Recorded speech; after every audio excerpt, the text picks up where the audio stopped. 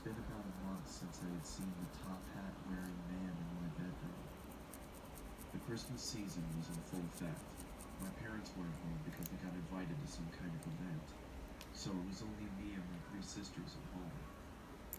I had to wake up early in the morning for work, so I decided to go to sleep. I rested my head on my pillow and closed my eyes. Not even 30 seconds passed until my sisters burst into my room and started singing obnoxious songs. This of course made me remember. As the obnoxious Touched her scalp and subsided, she got a lot of buildup. below my eyes, and saw the man standing in the corner of my room. This is like just some dry scalp. She doesn't really use any product on her hair. I blacked out. When I finally came to, I found that my sisters had locked themselves inside and on their way home. You see that in the comb? I saw that my hand was slightly bloody. Holes were in the bathroom door, and the broom was sticking out of the wall. And then was the confusion. I had no idea what was going on. The next morning, my sisters reluctantly sat next to me and told me what had happened. Then, as I started to drift off, I could feel that cold feeling again. I lifted my head and saw the man standing in front of me. The man's eyes were red now. With a low voice, just like on that November night, he looked at me and said, "Never leave, always."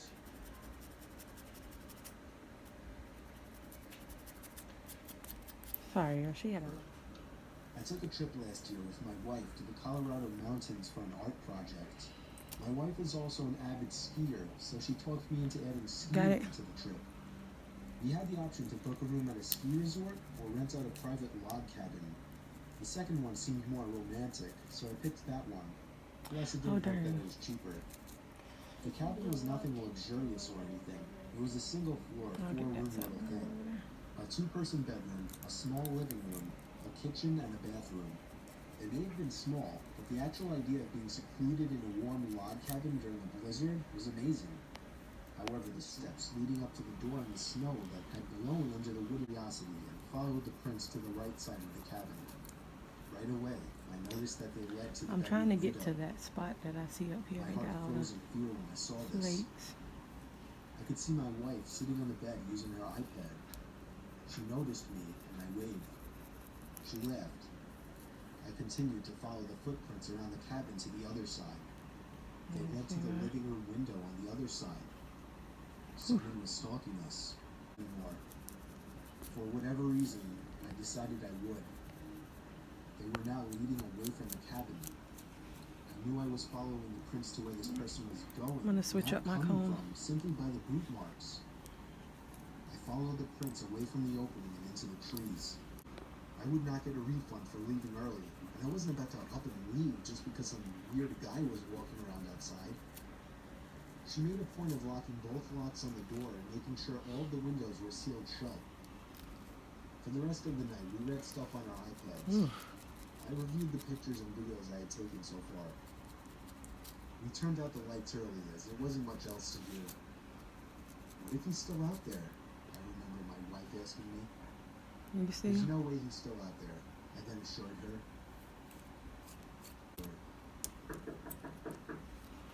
The knock at the bedroom window. We were both still awake, and we both knew it was a knock from a person. I told my wife we'd have to forget our luggage and make a dash for the Jeep. We slipped on our boots and coats in the dark in a matter of seconds, and when we heard a knock at the living room window from the opposite side of our car, we took that opportunity to run. I pressed the unlock button, so grateful I She's become a very worrisome woman in her old age. Sometimes she walks over uninvited and lets herself in, since I had regrettably given her a key, which can get a bit annoying. Like if I would be out really late on weekends at a bar or with women, I would sometimes come home to my mom sitting in the living room waiting, worried sick. I know you may... I was at a nearby club with a group of college friends. Make sure you try to get good angles if you zoom in or... And I was getting ready to head home. I said goodbye to all my friends and walked the 3 blocks. She got patches, but that was the biggest one that was in the back that we got earlier in the video. Drunken haze and dug my hand in my pocket for my keys, which is something she would commonly do as well. Then I heard footsteps upstairs, confirming it. And that's when I sighed once again. 27 years old, almost in my house.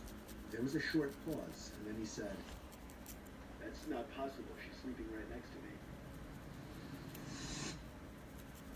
My mouth fell open as I turned my head to face the dark upstairs. And just barely, by the light provided by the kitchen, I could see a head appear. I made it to Now my I'm gonna parents' try to house get where my mom was this. already I don't have the working tweezers, you guys. I'm sick. sorry.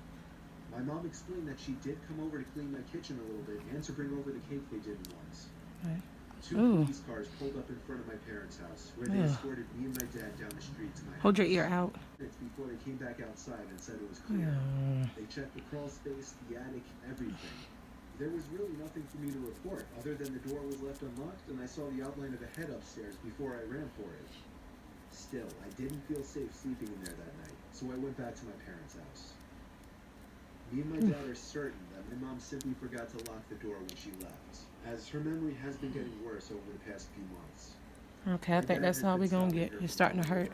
Stop. Boring day in calculus. Only it was She got too Friday, much. seventh We have to period, do another meaning video. the week was almost over and spring break would finally be upon us. So everybody was getting antsy in their seats, I could tell. All right, stop it. It's tough.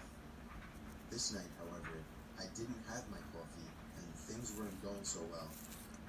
On several occasions, I almost fell asleep behind the wheel, and I was only just barely able to save myself from completely drifting away by actually feeling the truck drifting off to the side of the road. Then, swerved away to avoid the figure, and just barely missed it. I had to come to a complete stop to try and gather my sanity back up. I looked in the left rearview mirror. The figure was still standing in the middle of the road. I am not usually a person to confront things in any situation, but something possessed me to get out of that truck and give the person a piece of my mind. But when I got out of the truck, there was nobody there. I was seemingly the only person on this road for miles. I took off after that, and about 5 miles down the road, I pulled over and fell asleep. I think my mind was playing tricks on me that night, but I don't know why my brain would create such an eerie image.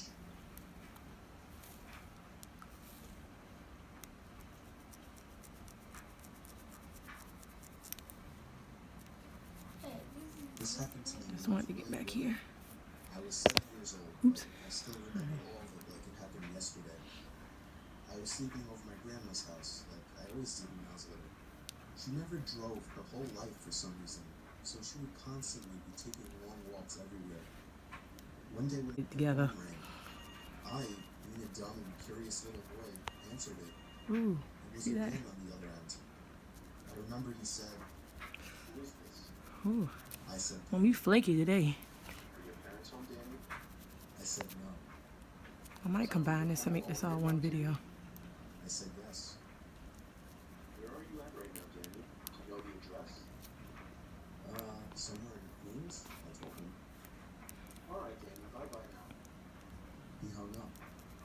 I don't even remember thinking twice about it, but the story didn't end there, unfortunately. I'd say almost an hour later, a knock came at the door.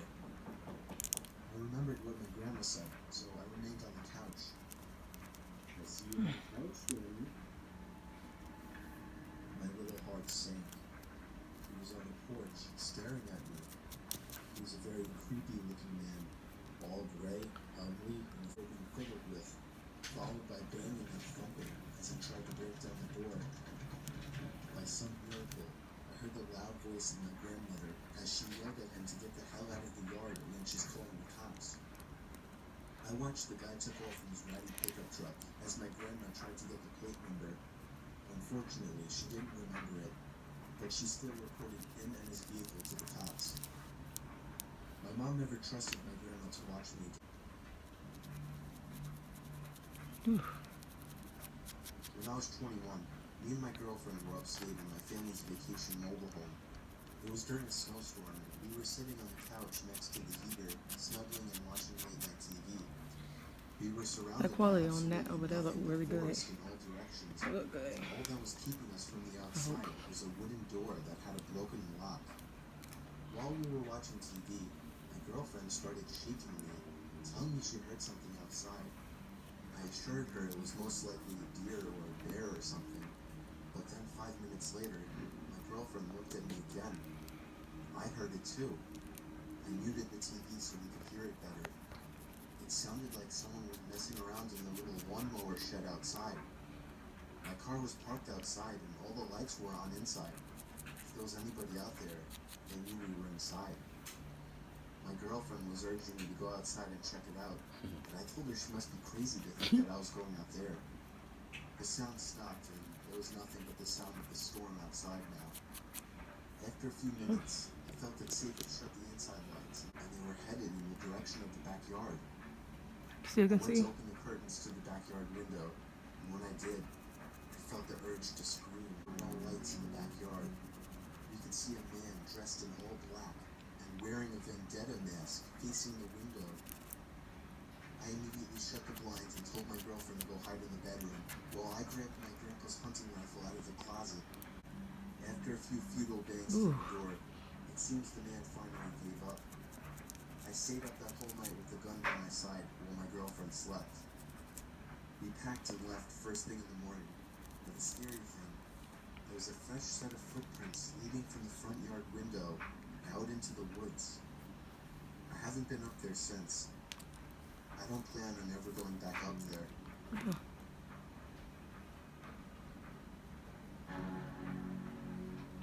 Trying to get that. Let me just say that sleep paralysis is one of the most horrifying things you can have. I never had these types of hallucinations before, but this night, however, That's kind of bumpy. I was getting ready for bed and setting my alarm clock for 6 a.m. for school tomorrow. I was lying down with the lights still turned on, and I was reflecting on life. For whatever reason, I looked around my room and saw something in the corner. It Just was want to the get this most side, so pay horrifying attention thing though. I've ever seen. I know you want to watch TV, but It was a woman staring I right just at me. want to make sure this is Her good. arms were down to her feet, and her And eyes were not once we finish this out, we'll be done. and her mouth was over my eyes. I just stayed there staring at her while she stared at me. Then she started slowly walking over to the front of my bed. She raised her arms up high and let out a horrifying scream. I closed my eyes and knew I was about to die. Then the screaming suddenly stopped as if a switch was turned off. I opened my eyes Ew. ready to see what was in front of me, but there was nothing. I felt relieved and glad that she was gone. I'm not sure why my mind would create an image like that, but even though there was really no woman or scream, this was the most horrifying experience I've ever had.